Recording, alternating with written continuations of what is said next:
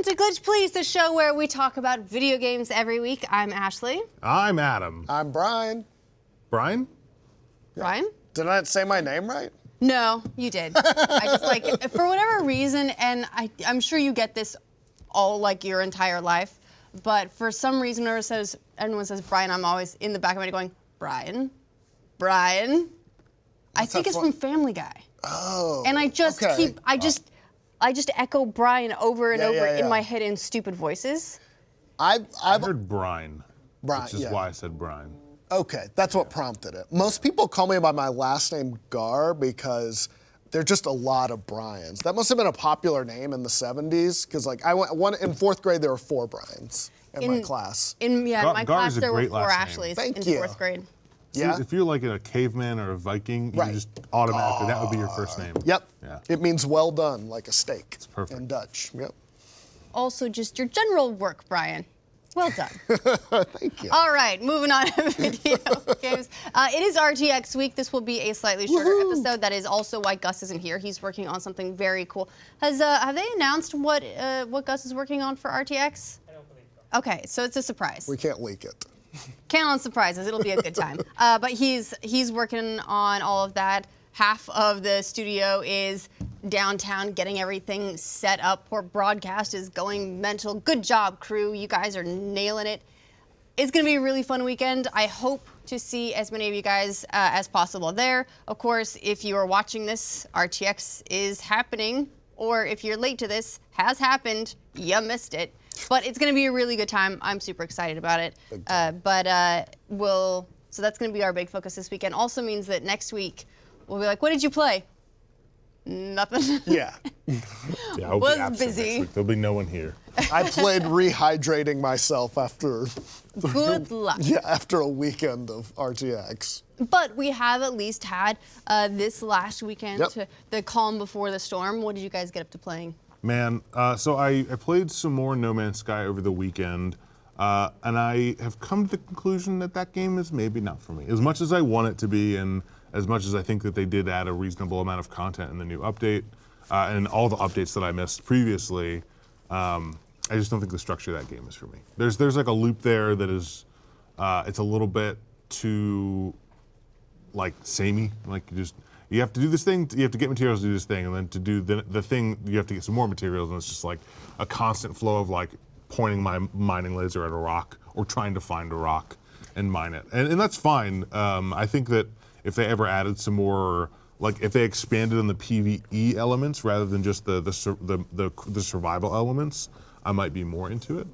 You're not wrong, if I may. Yeah, totally. There are some things that end up changing that loop around a little bit. Things like once you get a freighter, which as I think when we were talking to Bryant, that might have been the first I heard of that you could just like get them for free, but now that's very common knowledge that you can warp into a system and there will be a fleet of freighters under attack by pirates. You take the pirates out and then the fleet captain is like, oh, he saved us here, have my ship. Yeah, it's a good deal. Have my capital ship. By the way, I retire. Yeah, and the ships, they're worth millions of units, so if you're early on in the game, that's a lot. Yeah. And so once you get a freighter, then you can build out these frigates that you can then send basically on their own little missions, like resourcing.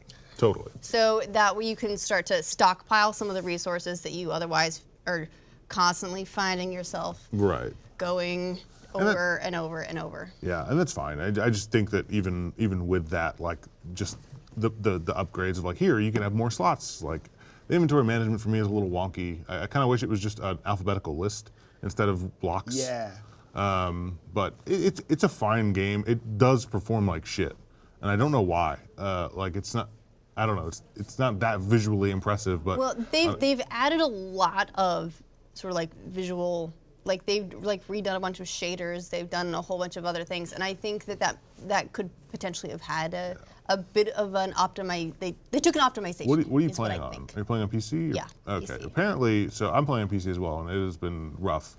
Apparently on PS4, it's the worst. Really? Like there are like save bugs where you lose progress. There are just like hard crashes. apparently it's pretty bad right now. Oh, I've had a couple of bugs in the multiplayer in particular. I was playing. Basically Bernie, Teddy, and JD all loaded into my save when we were running around in my universe, and Teddy had that typical goddamn Teddy luck. He is the luckiest person in the world, I'm convinced. What's this freighter doing here? Like, something like You that. say that. Yeah, that is exactly what happened. He got bored and decided to warp out to the nearest star. Yeah. And got a huge, Class A freighter. That's He was like, why are they attacking this ship? And we're like, save it, save them, save the freighter. He did, and they were like, here, have this Class A freighter. And he's like, what do I do with this? And I was like, I've been saving for one of those, you son of a bitch. Kids. But yeah, so he has one of those. It still feels kind of loose to me. But that's kind of my problem with this genre of game. It's like, oh, you can do anything. That's awesome. Yeah. But the downside is you can do anything. Right. And I feel like I need a rail somewhere. Yeah, like I kind of wish that there was some, and I think there is a little bit of like you can only work to certain systems after you have a certain level of hyperdrive, and that's kind of cool because there is like some level of progression there. Right. And then when you go to those systems, that's where you see like the hexagon planets and I need to get into those all the systems. wild Bubble shit. planets. Right.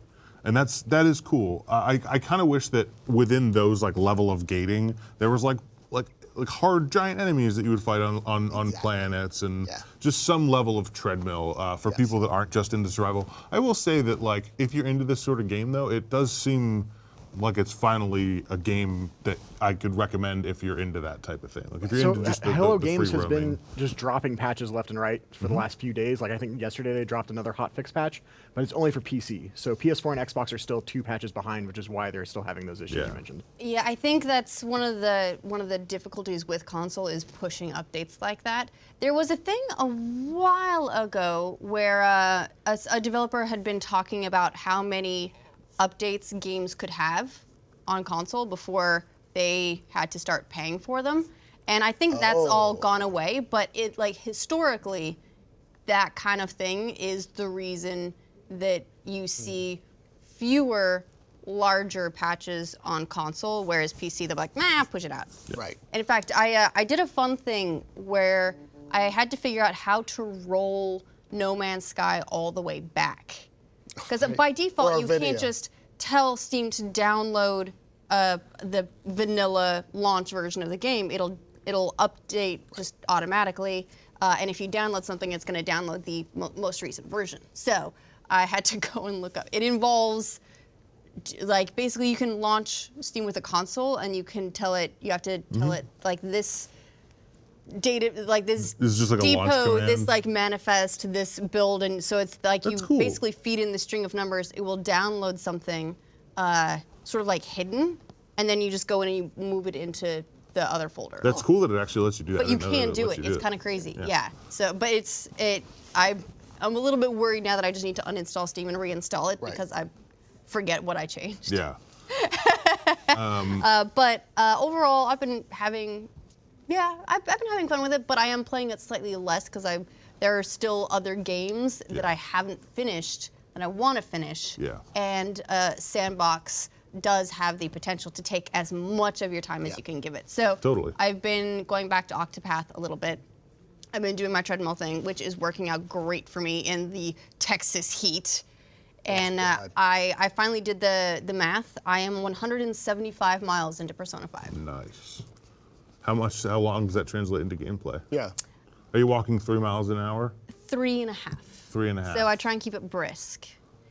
I can't do that math in my head. Neither can I. I did it on a calculator and I can't do it back the other way.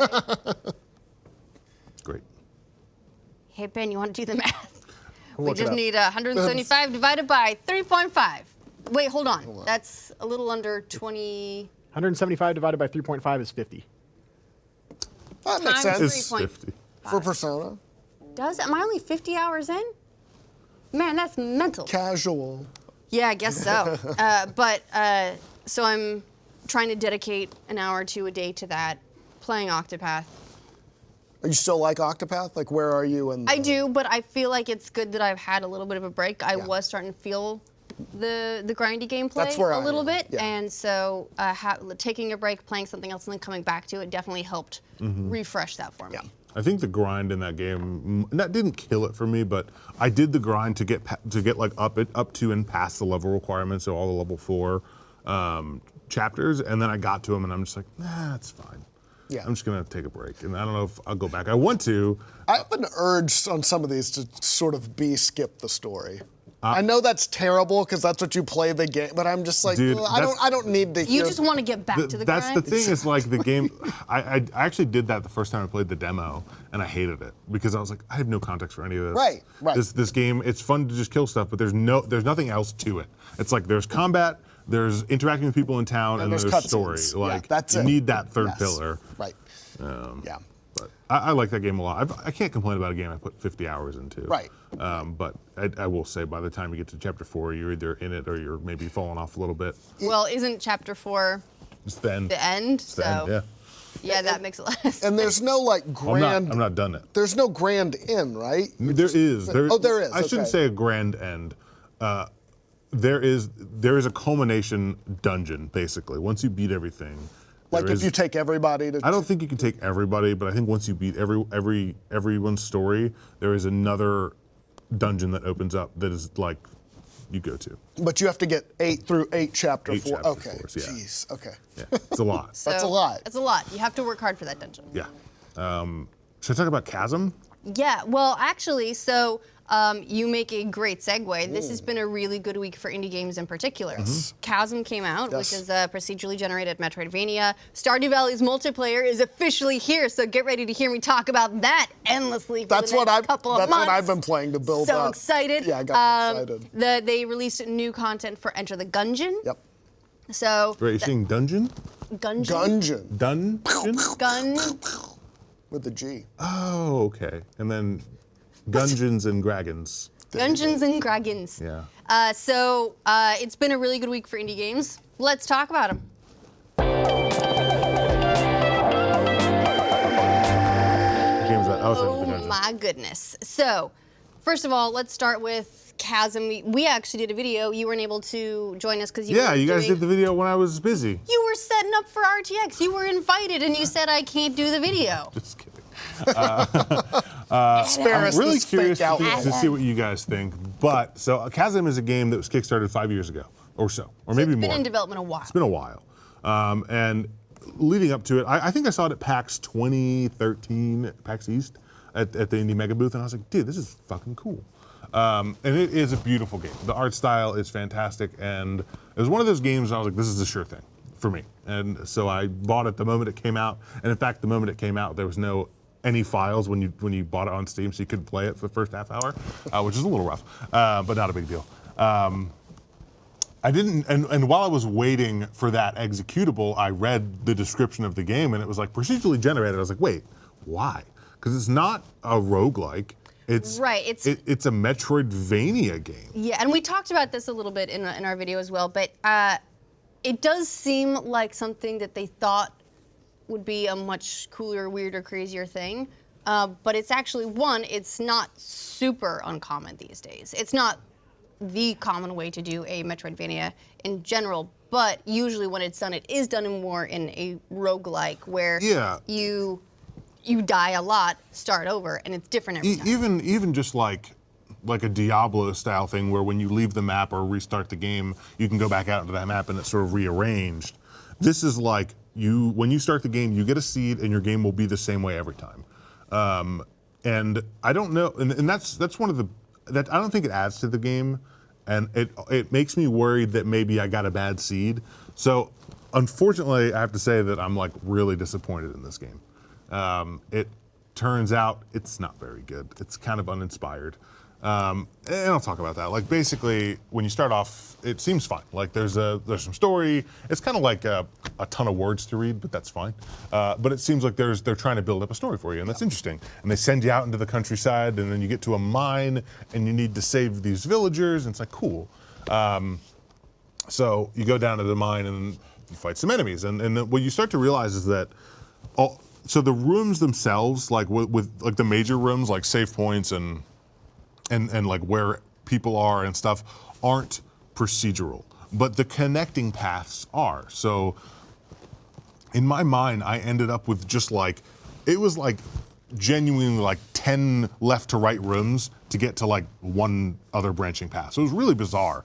I was just going left to right, and as I was going through those rooms, it was like the enemies are perfectly spaced between. Then there's a lantern space between, so every room kind of looks exactly the same. The combat is weird. It's just like, it's like you would imagine. You hit a button and you swipe your sword, and you're animation locked. But there's no such thing as animation canceling. So if an enemy lunges at you or attacks you, you can't get out of it if you're in a swing. And it feels like you don't have as much freedom in the combat as you should. Well, one thing that I found a little bit weird about it too is the enemies, at least in the early part of the game, the enemies they're on their track. Yeah. And they're not really. They don't come after you. Yeah, they're not aggroing. They're going back and forth, and if they run into you, oops. Yeah, they poke you. Like they literally walk around with their knife out, and then if you walk into the knife, you go, "Ow!" Yeah, but like it feels very NES. You know, a couple exceptions, like there are the glowworms that drop on you, and I hate the bats. The bats are one of those enemies that, in like every one of these kinds of games, I feel like there's an enemy that was made to torment me in particular. Right. That for whatever reason, the way my brain is wired, it doesn't respond well to that one. Well, for me, it's bats. That's especially with a sword, you have like a straight attack that has basically no arc. So you like hitting those is like you have to jump perfectly in time and it's a pain in the butt. Yeah, they're hard because you can't swing up, which is I think a bit of a thing they should have fucking put in. Yeah. If he has a sword, he should be able to do this. Totally. To the game's credit, I said the same thing. Like the first couple enemies I fought, I was like, are these enemies really not, they're just pathing, they're really not gonna even attack me? Like I just started jumping over enemies, but to the game's credit, a little further in, most enemies there will be occasional ones that just path, like things that like crawl around a rock, so that if you touch it, you get hurt. Right. But there are enemies that will come after you. But in general, there are like 3 archetypes of enemies. It's like the enemies that path and don't care about you. They're the enemies that just walk straight at you and attack, so you just jump over them and hit them. Or they're the enemies that shoot stuff at you. And the combat in general kind of just feels bad. I wish there was more variety to it. Once you save, like the magician, she sells you spells in very Metroidvania style. Like she'll sell you like a throwing knife, which is a lot of these translate directly to Castlevania. Like a throwing knife, they have an axe, which is like a curved arc. Yes. They have a little holy water vial, a Molotov, I think they call it, and none of it feels particularly special. The first huge problem I have with this game is that the save points are so far and few between. The first time I died, I lost 35 minutes of progress. Whoa. Yeah, so now we're getting to the root cause of your gripe. Well, it's. How did that make you feel, Adam? This whole area, all of the areas, as far as I can tell, have a singular save point. So what ends up happening is you'll be going through an area for 45 minutes. You'll do one thing that is like pertinent, like getting an item, which, by the way, there are very few of. Yeah. Saving a citizen, and then you're like, okay, well, I better go trek back to the fucking save point. Right. And so much of this game is spent trekking back to the save point to refill your health or to like save your progress so you don't fucking lose it. This feels like a game that maybe was in development too long, and its ideas have been done better by other games. Like there's so many Metroidvanias that Ori and the Blind Forest, Hollow Knight, Dead Cells, Well, Metroidvanias in general, I find to be a great genre, and a genre that I think works really well for indie games. Yes. And for indie game developers, because it is a manageable scope. Yep. And it is something where you can use a lot of your assets multiple times. And so all that is really great. I think that where this one falls down just a little bit is I think they got so excited about the idea of procedurally generating everything that they didn't realize that only really does anything for you if you're going to play through the game multiple times. But I wonder if they spent so much time working on that part of it that the polish of the first playthrough experience didn't quite maybe get to where it could have to make additional playthroughs more compelling. Yeah, I mean, Because they spent so much time on that instead. like I don't see myself continuing to play this game. I played it for like 5 hours, and like the one thing about Metroidvanias is you're constantly getting upgrades. You have that carrot and the stick. You're either finding upgrades that allow you to access new areas, or you're getting upgrades like weapons. This game has virtually nothing to find in terms of like weapons or items. I have seen in all of my gameplay, an enemy has dropped, and it shows you how many enemies you've killed, and I've killed like 800 enemies, and an enemy has dropped one item, and it was a bandana. Oh yeah, we got that bandana. that. We got a bandana. We got a bandana. We also got a knife. We also got a knife that was more powerful than our sword, but that's not how knives should work. It's I don't really think. not. Unless it was a magic knife. Well, or it might have been a badass knife, dude. You don't know. Yes. Really, it was like one of those really cool knives that had like Like the ones you flames find etched in the on mall.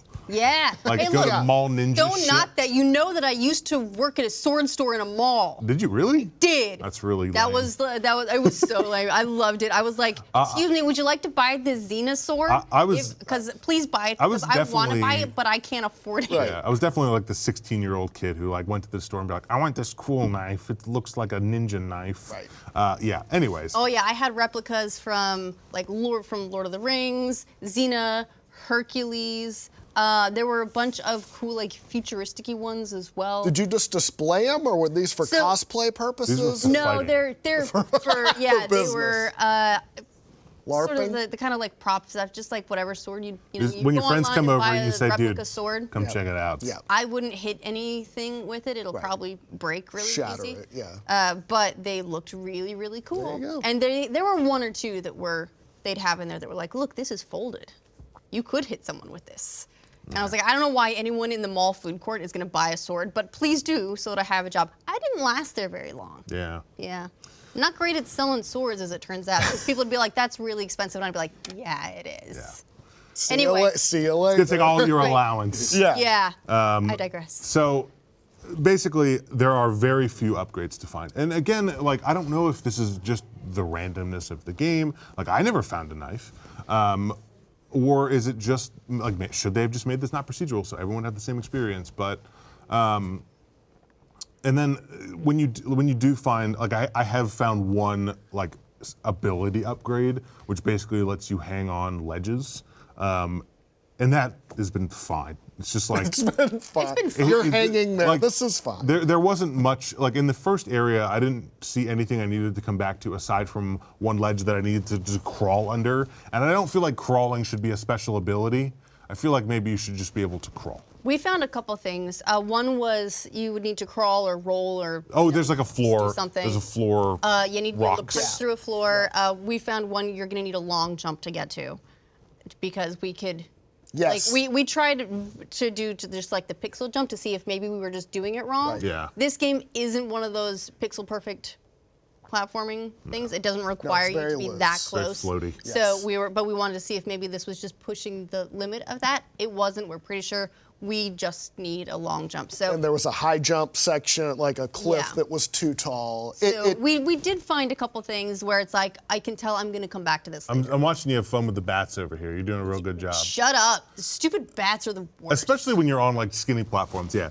But so we found a couple of those things. And I think one thing that we should note as well about this game is it is procedurally generated. The rooms are not. The No, rooms are like- handcrafted, so you're not going to be finding just a bunch of random platforms put all over the place. The thing is It's that the rooms are handcrafted not rooms well- connected in a different order depending on Right. the seed. But they're not well handcrafted. And I hate to say that, but like so many of these rooms are just a long hallway with perfectly evenly spaced enemies and evenly spaced lanterns. And there's no like ledges to climb up to, there's nothing secret to find. It's like there's nothing special in the game. And I've found a bunch of those iron ingots. Still haven't gotten the blacksmith or whatever I'm supposed to give that to. We figured that's what we're supposed to do yeah. with them. And like, Crafting. I don't know, man. I wish I liked this game so much. And I tried so many times to give it more of a shot. And I've beaten a couple of the bosses. By the way, horrible fucking game design. Excuse my language. When you I think Adam's angry. when you beat a boss, there should be a save point directly after it. Yes. And there yeah, isn't in absolutely. this or game. before it. There is before it, but like you should be able to progress forward and feel like safe in the knowledge that there's probably a save point before you fight the enemies. I beat the first boss and I went back and saved just in case. I went past where the boss is. There's no save point at all for like a good 20 more minutes after you fight that boss. And like when you beat a boss, you don't get anything cool. Like it's just, God, it's such a bummer, man. This game feels like it's in a way that it's too it's trying to ape its influences too much. I mean, it's so Castlevania. I mean, whipping lanterns, that's literally Castlevania. And there's a spiny thing going around one of the platforms. That's straight out of Metroid. But yeah, then it doesn't learn lessons like you said, put a fucking save point there. I liked playing it, but I do feel like there's better examples of this genre out there. It feels like kind of like a soulless idea of a Metroidvania. Like I don't feel like it really ever finds its footing of what kind of game it wants to be, except within the art style. I feel like looking at screenshots of this game, I would say, yeah, that is a damn good looking game. I want to play that. And that's what's so unfortunate is because it does look like it should be a good game. The roguelike thing too, I don't think works, at least in this example, very well with the concept of a Metroidvania, because these games are about level design. And I know that the rooms are hand designed, but still the way, like you said, the way they link them together, I think it takes you out of that. It's not as tight of a performance. It feels like a roguelike. And I mean, to me, those two things like don't necessarily go together that well. Well, I mean, next week, Dead Cells is going to be officially hitting. And I haven't played it, but I pre-ordered. I hear it's that's great. procedurally generated. Really that good. is more roguelike. So it may, and you know, from what I'm hearing from people who have spent time playing it, it needs to be played. Yeah, I can't wait. People might give us flack for saying that Dead Cells is a Metroidvania because it is procedurally generated, but it is. So the reason it is because when you start the game, every level you go through, there will be like paths and things you cannot access within every time you go through it, no matter what. You'll see those paths that you can't access until you progress to a point where you have the ability to go through this way. So there are Metroidvania elements where once you get a new ability, you're then able to use new paths. Well, that's what I consider to be the defining characteristic of a Metroidvania. I think people might feel that is true, but like I think people might think because it's procedural, it's not really a Metroidvania because it's not like a set map where you're going back to the same exact area. Right there. Yeah, totally. And here are your save points. Yes. So I don't know. That game looks good. Death's Game, it comes out in 2 weeks. It's like the 14th of October or August. And what's the other one? Iconoclast is a game that has already been out That's in early coming access. to Switch August 2nd. That's a good game. So what's today? It's coming out tomorrow. It's coming out. It's going to be out by the time this episode. I hits am everyone. going to play more of that. What is it? Iconoclasts. It's like it's a very charming art style, little Metroidvania style game. It's fun. I'm disappointed. I got so disappointed in this. I was like, I need to find another Metroidvania to play. And the same day, Lamu Lama 2 came out, and that's a really, I don't want to say it's a really good game. It's a much better game than this. No, it's really unique. It feels like a Japanese. It feels like a JRPG in the terms of the menu and the UI, because it's so like clunky, not clunky. It has like that same text and like weird outlines, and like it just feels like a weird Japanese game. But the gameplay itself feels like Spelunky. That's a Metroidvania. You start off with a whip and you're walking around and killing stuff and fighting bosses. That's a decent game. But yeah, Chasm, sad.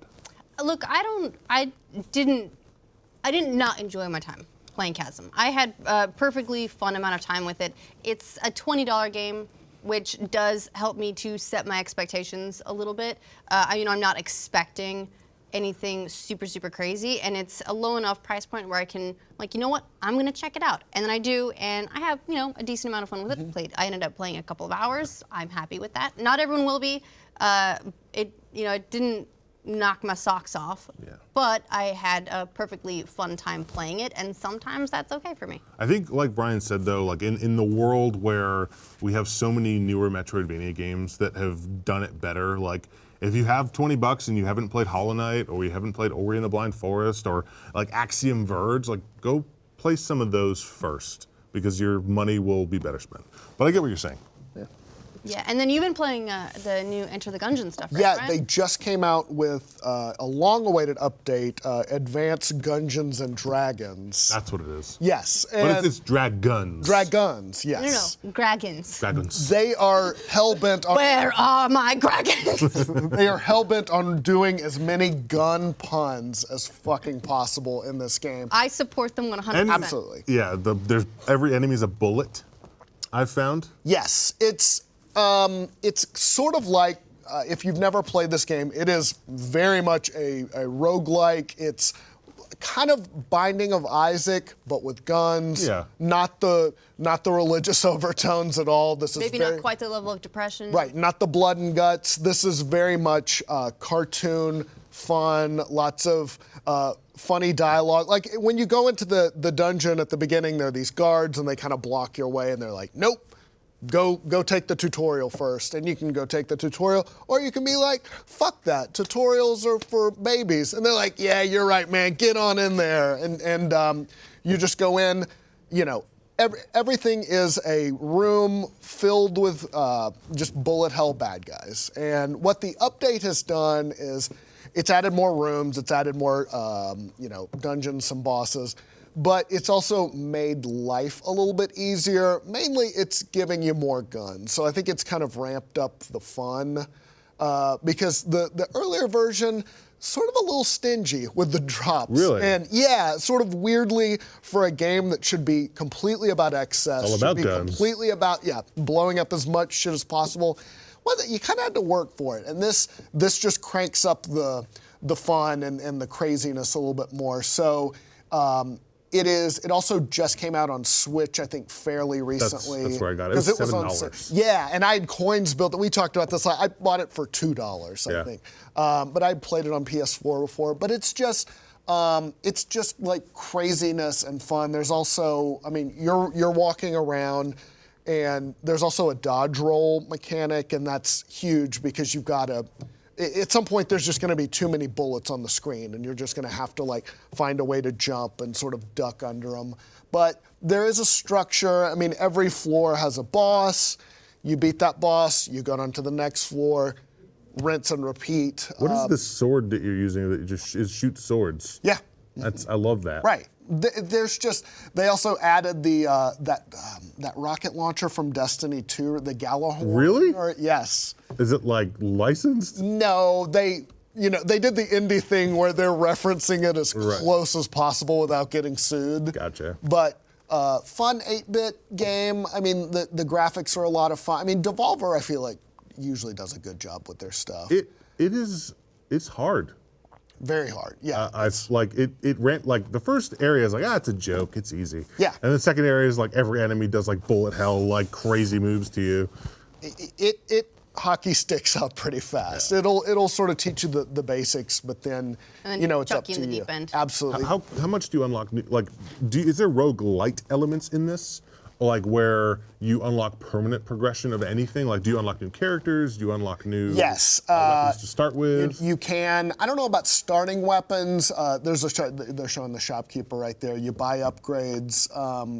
It does the thing where you die, you start over. But yes, I think there's some permanent things you can update out. Perfect example right here. This is the first level boss. But it's just it's a great game, kind of like what I call a podcast game, where I can play it and do something else. Listen to a podcast, maybe watch a show on TV.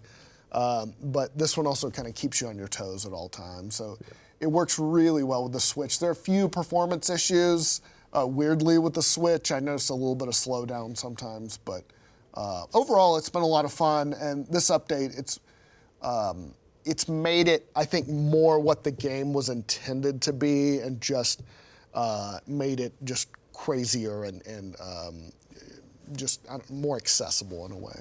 I like what I've played so far. I will say that, I think I said this last week, the Switch for this game, for me, is the Joy-Cons are way too skinny. A lot of people have linked me like fatter Joy-Cons. I think maybe the problem is the joystick placement. I'm gonna look at some of those though, but because I want to play this game portably, but man, it's so uncomfortable to try to play on too small Joy-Cons. Yeah.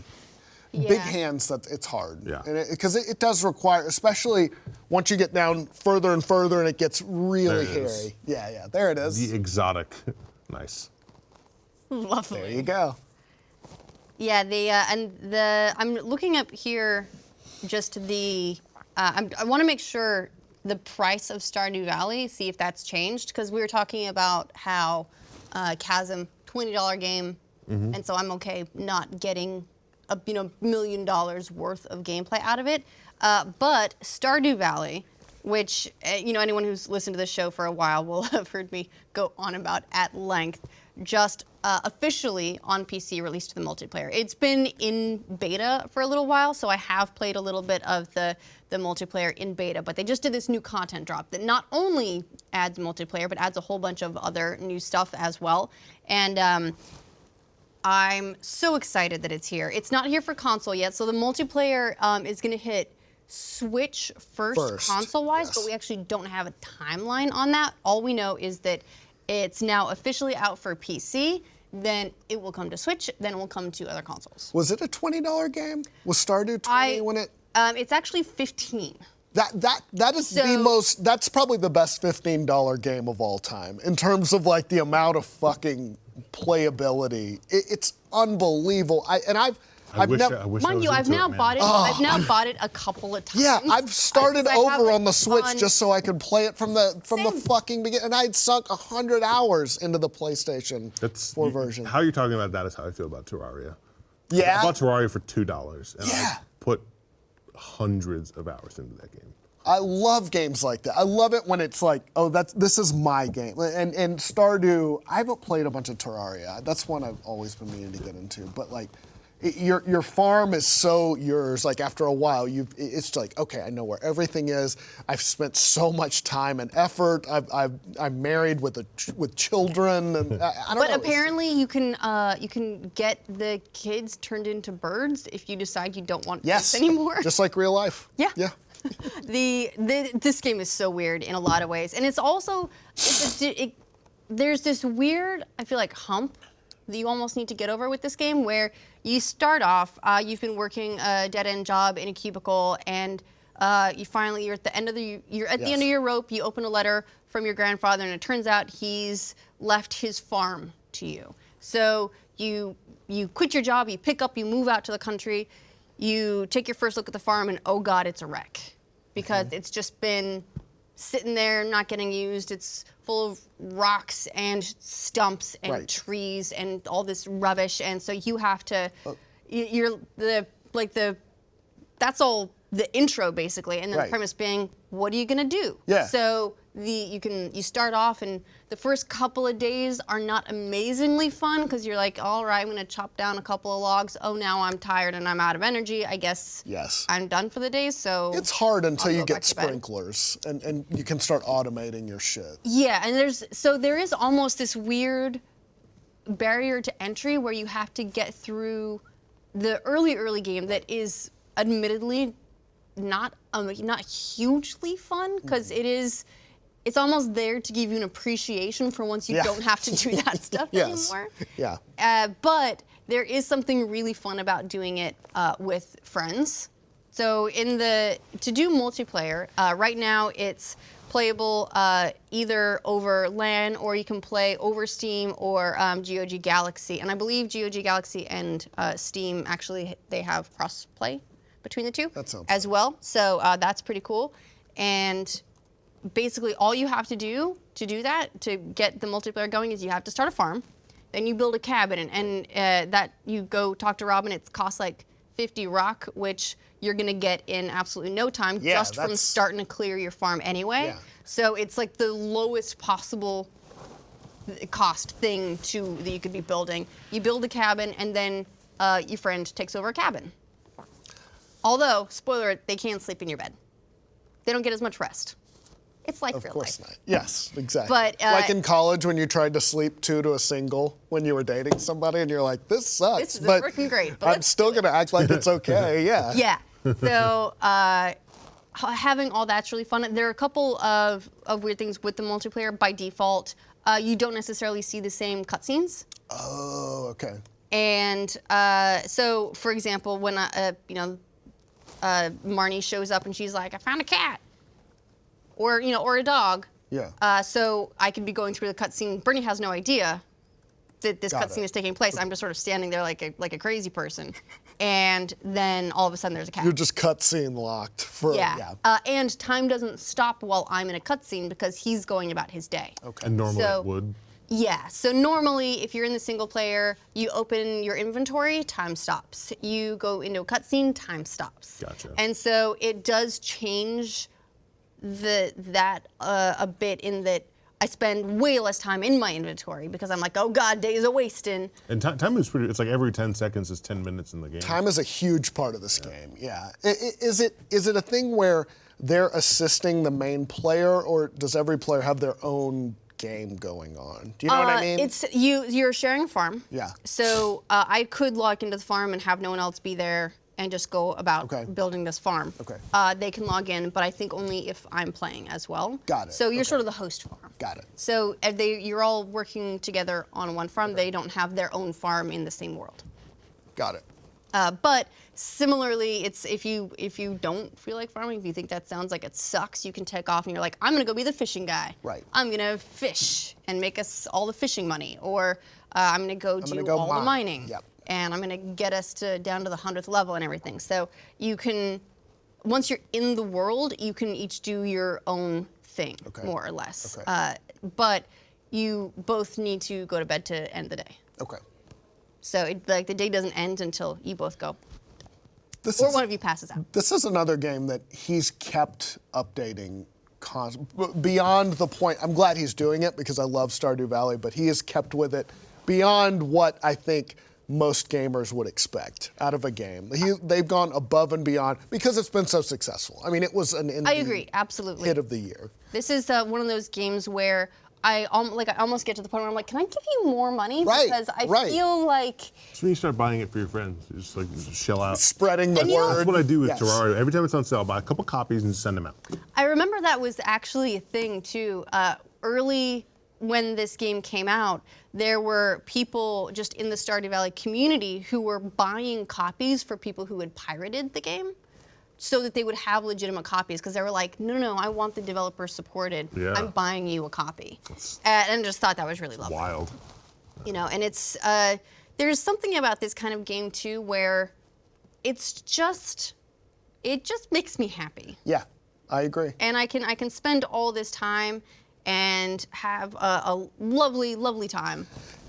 Also, playing. some weirdly deep storylines on some of these. Like I remember getting my wife in the first game. Her mom was an alcoholic. You went for Penny. Yes, and it was clearly like it had affected her, and like she's always at the bar. And weirdly, she's also the bus driver, which seems like a terrible combination. But like, there's a veteran returning home who's got like probably PTSD issues. Mm-hmm. There's a huge anti-corporate undertone. There's sort of the giant chain department, not department store, but sort of a stand-in Like for the Walmart. Yeah. That you can buy all your shit from, or you can rebuild the community center by gathering all the bundles, which is clearly like the way the developer wants you to go. But there's just he sneaks a lot of his own viewpoints and messages in there, which I think is really cool. It's definitely got like a strong point of view that is the product of one person, and that's why I love indie games. I will say, like, one of the challenges is I really like all the girls that you can date. They all have like really cool stories and they're all very compelling. The dudes, it's like, okay, so do I much. want the emo computer programmer? Do I want the skateboarder dude who is doing a band thing? The sports guy who instead throws a football he constantly. throws a football and instead of going off to become a sports star would just become my farm husband. Or do I want the artist living on the beach? None of them seem to go really like deep. Men are really find- shallow. I find all men. What other types of dudes are there? Yeah. What are they? feel like- It's all the You archetypes. got the nerd, the You jock, have the artist, and the punk. I just feel like you didn't have like the really cool, like the deeper storylines to go The into. pretty boy. Yeah. Although I will say that for that reason, I actually liked Shane, who in the launch version of the game, he wasn't dateable or Yeah, marryable, that's right. and now he is, and they added him, which I thought was good because I was like, well, There's first of Pam all, the drunk. yeah, there's Is that Pam. Penny's mom? That's Penny's mom? Penny's mom. Penny's Penny's mom. Where, like, he actually seemed like there was a lot going on. Like, he had depression and he was suicidal, but he was working through it, and he felt all this pressure because he moved and he was a failure, Right. but he wanted to do all these things. Right. But he's happy that Marriage he managed to material. make blue chickens, and Yeah. so he was at least like a more complex character. Mm-hmm. What's up, Ben? So the multiplayer update also added a bunch of other stuff. It's not just so much multiplayer. stuff. Yeah, they've added a few new festivals. There's like a new event that will then add a whole new like other subset of like collections that you can grab for some like strange item. They've added like new character events, new storylines, like new items. There's a new reason to go back down into the mining dungeons and like try to go as deep as possible. He had a bunch of stuff on top of just the multiplayer. There's also one of the things everyone discovered when the beta for this update came out is so there's a certain set of people that you can date and then you can marry one, but you can date all of them. Yeah. Like you even when get you're them up married. to a certain point in order to. So everyone in town has. You can get up to a 10 heart relationship. With the people you can date, you can get up to 8 hearts, and then you have to date them to get the last 2 hearts, or you have to marry someone else, and then they become a regular 10 heart progression. And so, a lot of people would just date everyone, and now there's a whole event if that happens, where everyone gets Really? And And then they confronts shun you? you. And then none of them will like you anymore unless I heard, and I haven't tested this out yet, unless when you go to that heart event, you're carrying a lucky rabbit's foot. That's great. So there's just all kinds Aha, of weird. I brought this. And they're like, yeah, You well, have to talk I to guess, me. I guess it's okay then. Let's just do the everyone get married thing. Yeah. This is now like a whole polyamorous commune farm is what we're doing here. Yep. But overall, I'm really excited this update is Me here. too. Me too. Huge shout out to Concerned Ape. I love what he's done with this game. Yeah. Makes me happy. Super happy. But Ape's good last name too. Ape. His last name. but there's also some stuff going on in the world of Steam in particular. So why don't we talk a little bit more about the news?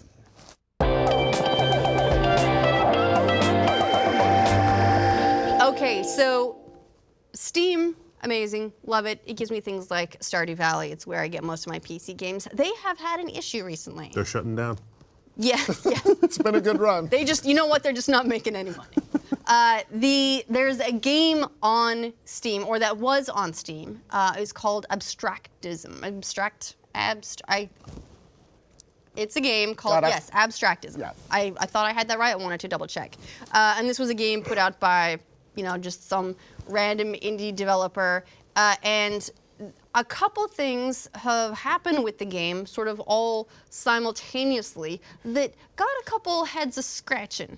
The first was that someone posted on Team Fortress 2 forums that they had accidentally traded with someone on the Steam Workshop for what looked like a Team Fortress 2 item that turned out to be from this game.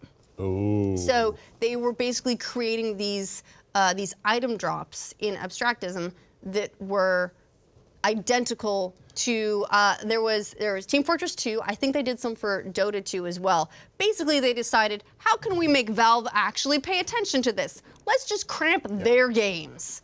And I mean, look, it's not ethical to do anyway, but it seems like extra stupid to do something that then would definitely come to Valve's attention because it's about Valve's games on Valve's platform. So, if you're gonna be unethical, maybe be a little more subtle about it, but they weren't. So that came up, and then also people noticed that, man, this game, which is like this shitty black and white Very simplistic. platformer, really, really simplistic, was using an awful lot of resources on PCs. And there were also a couple of executables out of place. And here's the weird thing. people's malware scanners were picking it up. I wonder what's going on with that. And the developer had the most amazing answers of all time. So one, let's see, let me look up this one response. The developer said, was talking about the high resources and said, probably you're playing on high graphics settings because they take a bit of CPU and GPU power required for post-processing effects rendering. Which a toaster could run this game on max settings. It's not intensive at all. And then as for the malware thing, the developer said, no, Abstractism launcher is made on ClickTeam Fusion 2.5. It is a common issue for this engine. It's not. He said the line, Abstractism does not mine any of cryptocurrency. Yes, so there a bunch of people, basically that's where it came out. Everyone's like, I think this is a crypto miner. I think that they have just secretly installed cryptocurrency mining software on the PC and it runs with the game. Because here's how they handle the item drops, which is how these two tie together. Item drops were tied to playtime. You don't have to be playing it, but you had to have it open. And you had to have it open, there'd be once a week, this would reset. The item drop timer would reset. So you have to have it running, then it resets, and then you can drop items, and then it continues onward. So they basically just wanted you running the game to then use a ton of resources, and then they would give you scam items. So basically, this was a whole circle of an unethical developer hoping that unethical players would just leave the game running so they could get items and scam other people on Steam out of money or other items, whatever. And so this feels like the whole circle. Yeah, I emailed Steam about it, and they said we've pulled the game. It's a complete scam, but this feels to me like something Steam should have caught in the front end. Well, it feels like their QA needs a little bit more work if games are installing. That's them. definitely that shows the conversation this is bringing up. It's like, how does this shit get through? Right. Like, at the very least, did no one try and run the executable and hit a malware scanner? Or they need maybe a better process. So like, okay, if a game's coming from Bethesda or Rockstar or something like that, we might not need to take a close look for malware. But if it's coming from Joe Blow, the fly-by-night developer this is his first game, maybe let's install that and run it and just make sure. Let's have a little bit of quality assurance before this gets through, because this isn't the first Steam game we've seen that has pulled shady shit like this. I think Valve has actually come out and said they don't have the resources to vet every game. Isn't that what they said at one point? I mean, and and I get that, that's true. If they, let's say you took, there are thousands and thousands and thousands of games releasing on Steam. And on one hand, that's really great because a lot of these they're indie games, and Steam is how they can be discovered and how they can make it big. Steam is how I have found most indie games over the last several years. It is on Steam. Someone says, this is really great. It builds word of mouth. And then you hear about it and can discover it. Right. And some of my favorite experiences have come that way. Mm-hmm. But it is also because it is this wide open environment that they do put it on the user base to determine whether games sink or swim. They're also putting it on the user base to do some of that QA and vetting.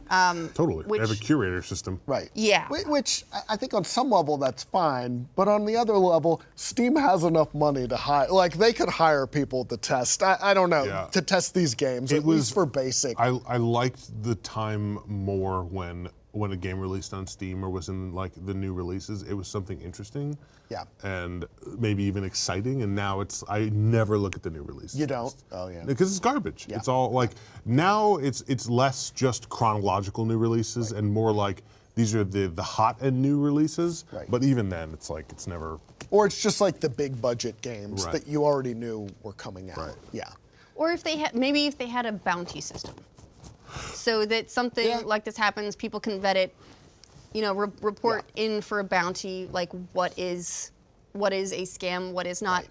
That there's also, though, potential for that to get abused because then people will be reporting things that don't necessarily fall into those categories because they just, they're hoping to get whatever reward it is they can, if it's store, Steam credit, whatever. So there's. Or they work out a con with their friend who releases a malware game, and then they find it. You know, so it's like there's. pool hustling. This is not almost. a make any of cryptocurrency. Yeah, well, here's the best part about that is previously that developer had said, hold on, let me find this. They'd previously mentioned that it was mining a cryptocurrency and then took that out of another comment. Like there was Moreno bucks or something. They replied to someone, I guess, on the games page claimed that it appeared to mine cryptocurrency, and the devs responded saying, "Bitcoin is outdated. We currently use abstractism to mine only Monero coins." Monero coin, there we go. Not shady at all. Yeah, and then they were like, no, it doesn't. Great. So that was a lot of fun. Valve has responded, not only by taking the game down and banning that developer, but they're also addressing not the, hey, we did let a game that installs malware on your PC Our bad. onto the storefront, because I think that's probably going to take a little bit more.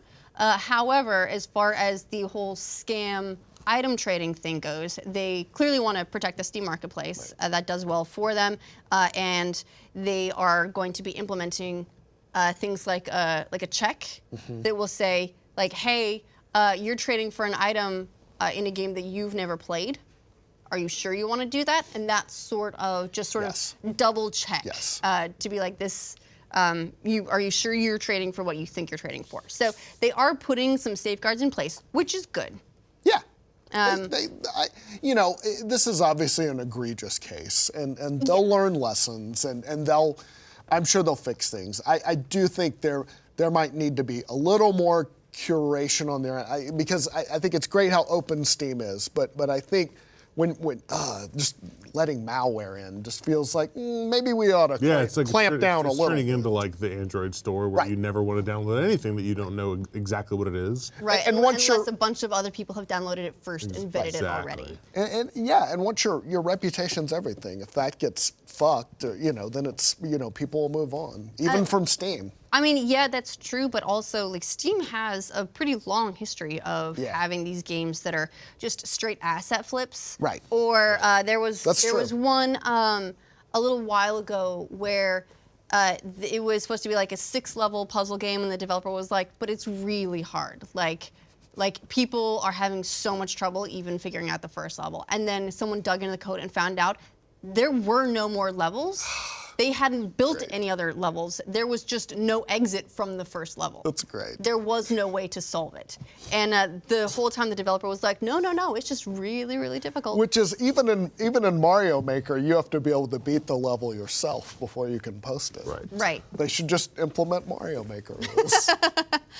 But, there was another game that ended up, I think it billed itself as a sort of like a spacey survival. It was surviving. It was 2066 or don't remember the name of it, but it turned out to be like just an asset flip that was you basically could walk around an empty environment, and that was all there was to it. And so there've been a couple of there've been a couple of pretty egregious cases. Or $100 DLC. I mean, Look, the $100 DLC can be funny sometimes. That's true. You talk about the Galgun DLC, because I think that is hilarious. It's a very expensive joke, but at least they're very upfront about it being like, come on.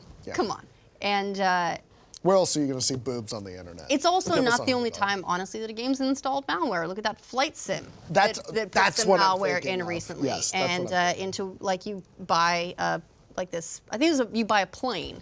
It was an update, and it's called Star Citizen. And they had they'd installed like malware that would basically like track you. And they put that in there because they said they were trying to combat piracy, but it was basically conveying information that they should have no access to. Yeah. And so it's not just little developers. This flight sim developer was quite well known in that space, and it's not just first timers. People are mad about that stuff, but no one gets mad about their phone listening to them all the time, because that thing, dude. Phones are egregious now. They don't care. Like, I'll be talking about like cheeseburgers, and then like an hour later I'll have an ad for cheeseburgers. Like, no matter, it's crazy how like just upfront like advertisers are now of like, yeah, we do listen to you. I wonder if we've gone too far with just everything, with Facebook and all this shit. And we're just gonna as a society, we've probably gone too far. But people are deleting Facebook. People are, kind of scaling back. Reverting back. Yeah. Would you, if you could go back to 2007 when smartphones became a real thing, would you tell your 2007 self that, hey man, just chill out, don't buy a smartphone? I hate how much I use my phone at all times and how tethered everyone. I am to it. I do not like that. Everyone, almost everyone, Yeah. is attached and has their phone on them at all times. Right. It's wild. I did think the other day, what if I just got a Cricket phone for $30, and just went early 2000s with Yeah, I this wish shit. there were still pay phones, so just get rid of phones altogether. But then I was like, I can't play Hearthstone on that shit, so nope. Yeah, that's a deal breaker. I know. No Hearthstone? Yep. Yeah, other news, and this goes well with your whole Hearthstone thing. Well, sort of. It's a segue. Good job. Fable. The Fable team, alleged Fable team for Playground Games, which is the studio that is allegedly working on a Fable project for Microsoft, has started up a second studio. They've announced some hires, which look like for this unannounced RPG that they're working on, which is Fable. It's like the worst kept secret ever. Phil Spencer, he didn't confirm it at E3, but he may as well have. How done. close has he come? How close has someone come to confirm it? Like an actual confirmation? It was like an all but confirmation. Okay. At E3, he was talking to, God, who was he talking to? I think he was talking to Giant Bomb. Okay. At E3, and didn't say it, but at this point, look, it's There's a new chicken we're kicking working under RPG. the assumption that this is pretty firmly Fable. Did he blink once for yes or something? Yeah, exactly. He's Morse Lots of, coding Fable. But the developers that they're bringing on, pretty impressive. Yeah. So they have developers who are formerly from EA Motive, BioWare, Rocksteady, Ninja Theory, Guerrilla Games. I think potentially there's maybe even a CD Projekt developer in there. And basically... They're bringing back Molyneux? Hell yeah. Here's the thing. Okay, so Molyneux is so widely known throughout the industry for Molyneuxing it, which he always overpromises these really weird, conceptual, ambitious things that That guy's from a technical almost standpoint, criminal at this point. there's really Really? there's no way these things could be delivered on. I remember Fable 3, his big thing was about the power of touch.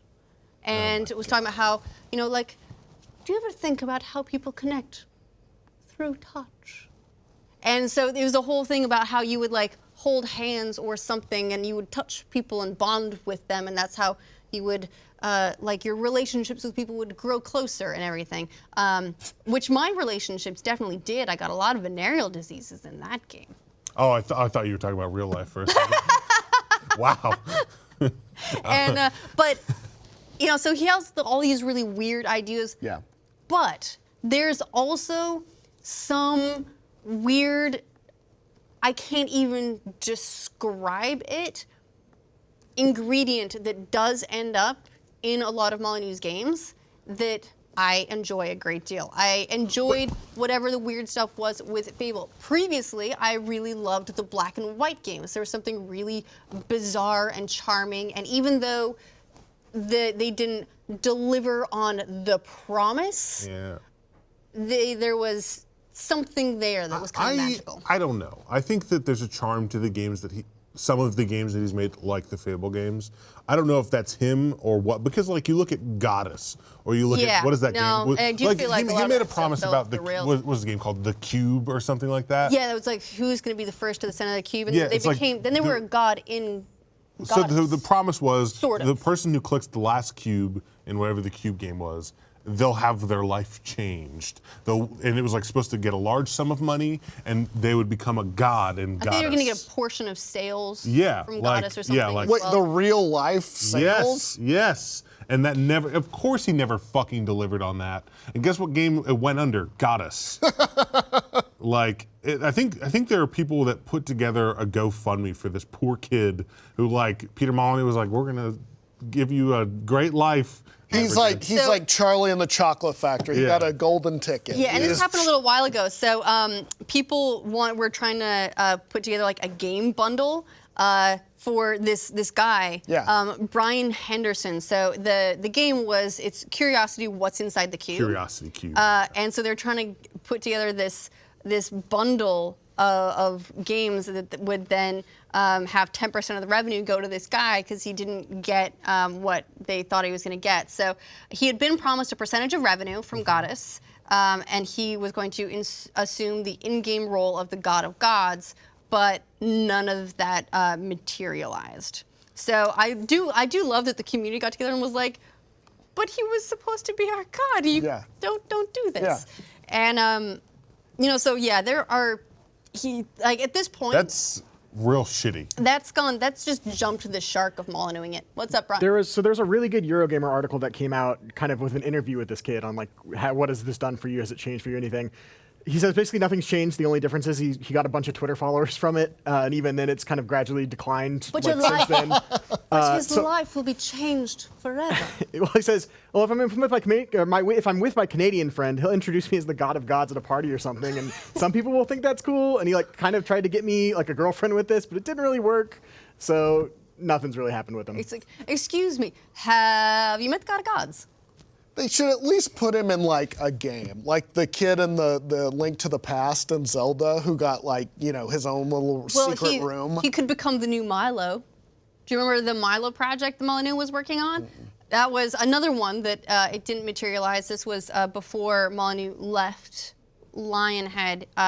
It was a Connect project, and this was one of the things I think it might have been even when it was still called Project Natal. It was one of the like early conceptual, like this is how amazing this technology is going to be, and we all know how that went. But he was like this character Milo who only exists in this virtual world, but you can talk to him and you can help him with his homework and build a relationship with him. I would all rather be through, in the no power of game like gesture and than a voice. Connect game. And right. So Oh, that's creepy. I don't like this. yeah, He's so gonna crawl out of the Milo, monitor pretty soon. He was supposed to be like this boy that you interact with. Here we go. So there was this whole like interaction. She's like, "Hello, Milo." Is she fake too?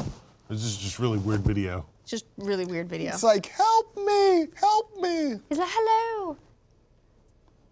Yeah, I'm coming that out was, of here in 1 week. that was weird. So I think that at some point The others say they're coming for you. Peter Molyneux jumped the Peter Molyneux shark. But prior to that, I did feel like there was an ingredient to the games that I really, really enjoyed. And now we may be getting a new Fable game that it's not Lionhead based. It looks like there is a former Lionhead developer who has joined this new Playground Games studio. And so maybe there's that. It's also going to be a UK-based studio, so you can imagine a very similar, cheeky, yeah. self-deprecating I just sense of want humor, that- which I think is so important for Fable. Yeah, Fable needs the British charm, is what it needs. It does. We're British people, so charming. Yeah. Man, my favorite piece of Molyneux news was the fake retirement when someone hacked his account. Oh my God, it was so good. It's in my head. Peter Molyneux is still my black and white Peter Molyneux, and it's so hard to let go of that. Your fond memories. Yeah. But I do think that if Playground Games is working on a new Fable, that could be really, really cool. I didn't realize how far the Fable franchise had fallen. The last Fable game that I played was Fable 3. Not Heroes. I did not play Fable Heroes. I didn't know Fable Heroes was a thing until I went back and looked. That was some Xbox Live arcade brawler that had no reason to be a Fable game. It wasn't the Fable art style. They brought in a couple heroes, and then it was just a side-scrolling fighting game, and it made no sense to me why that would have needed to be a Fable game. There was a Windows Phone game called Fable Coin Golf, This is where you a would card game, right? golf away Legends? evil. And that's where the Hearthstone tie-in comes in, is yes, there was a Fable card game. It came out 2017. I didn't even know that came out. That's how quietly it was released. That's when, that's the equivalent of a movie franchise that's now straight to video. That just like, oh, it didn't even get a theatrical release. They're just slapping Fable on anything now. Yeah, I mean, there was Fable: The Journey. That was the Kinect game that I also ended up not playing because by that point, my Kinect was off somewhere, not hooked up, and there was no way I was going to hook it up because I didn't want to play a game that required me to be doing it via Kinect. Even though I did hear that, like, story-wise, there was a lot to like about it, and so the last like 5 Fable games have all been meh. They should just reboot it, like God of War. But, Yeah. like, start, and I Make think... it real gritty. Yeah, gritty Fable. But sometimes, you know, when they gave Dune, when they took it away from id, kind of, or however it ended up with Bethesda, but that worked out well. I mean, it's still involved. Bethesda or ZeniMax owns Yeah, that's it. right. But So they do work on it. yeah. I think a change is probably needed for Fable at this point. I and agree. I think it could be a good thing. Oh, I forgot Fable Legends. The asymmetrical game. That was the one where 4 that people play never came out, heroes, right? and 1 person plays the villain who's in control of like the armies. And that's the one that got canceled Yeah. before it ever came out. Yeah. So, there we go. It'd be cool. They could use the exclusive, and they're definitely pouring. It looks like pouring money into it, and they're hiring. You can Yeah. tell they're trying to steal whatever secret sauce So was. I'll here- always play another So like here's- core Fable game because Yeah. they're fun. Here's who they hired. There's lead environment artist Noel Lukaswich, who was BioWare, worked on Mass Effect. Narrative director Martin Lancaster from Rocksteady, who worked on Batman Arkham. UI artist Joel McKernan, who worked on the earlier Forza Horizon games, and then went to Guerrilla Games to work on Horizon Zero Dawn, Destiny 2 at Bungie, and then is now back at Wait, he worked on Playground. Forza Horizon and Horizon Zero Dawn? Yeah. Nice. Yeah. Chris Goodall from Ninja Theory, the principal animator, he worked on Enslaved Odyssey to the West, Devil May Cry, and Hellblade, which, I mean, Hellblade did so much on a limited budget, and so that's amazing. Can't wait to see what he does. Lead technician Rob Dendecker from Ninja Theory, who's also, he worked at Natural Motion, Microsoft, Lionhead, Testology. And so there are a couple of really impressive ones there in particular that it seems like they are working to create a solid team, and all of those franchises that they've worked on have ingredients that could come together to make a really interesting Fable game, I think. I'm really curious to see how they handle the good versus evil and the freedom of choice that you can have with that Fable's known for. One thing I worry about with a lot of those sort of like you can be good, you can be evil games is that you have to. There's really no room for middle ground if you want to get the experience that you're meant to have from the game. Sure. It was kind of like with Mass Effect, right? If you didn't go full Paragon or full Renegade, you would probably not get to like the proper ending, or you wouldn't get the exact results you wanted because you'd fail a Paragon check because you hadn't made every single Paragon choice. Like, you know what? I'm generally a nice person. I still want to punch a reporter sometimes. Maybe they'll put that in, and instead of growing horns or a halo, your character will just desaturate and become more and more gray. Oh, I like Yeah, that. it's Yeah. perfect. Yeah. Or you just So- have one horn. But yeah, I wonder if they'll go with sort of the Fable tradition, which is you either be the hero or you be the supervillain, or if there'll be more room to have a solid experience somewhere in the middle. Yeah, like real life. Like you're a nice person, but occasionally you do dick moves. Oh, yeah. You know, it's just like a normal person, really. Absolutely. We've all got that. We've all got that in us. Yeah. So be very curious to see what they end up doing. I hope they can get Fable going. That is a franchise that I have a lot of happy memories from, and Yeah. I enjoyed those games. I enjoyed Fable 3. A lot of people were disappointed by Fable 3. It had limitations. I understand that. I still had fun. Yeah. The first Fable came out when I was in middle school. I remember walking down the hallway and seeing my friend who was also excited for Fable and saying, "Dude, one more week. That's it." He's like, "I know." and it's like a vivid memory from I miss before those that game. days. Yeah, man. Yeah, just Just getting hyped for games in middle school. oh, I just just looking forward to anything. Yeah. Yeah. Looking forward to anything. Well, I'm looking forward to RTX. Me too. It's going to be so much fun. I'm really excited for our Nobody's Happy Hour. And, That'll be happening.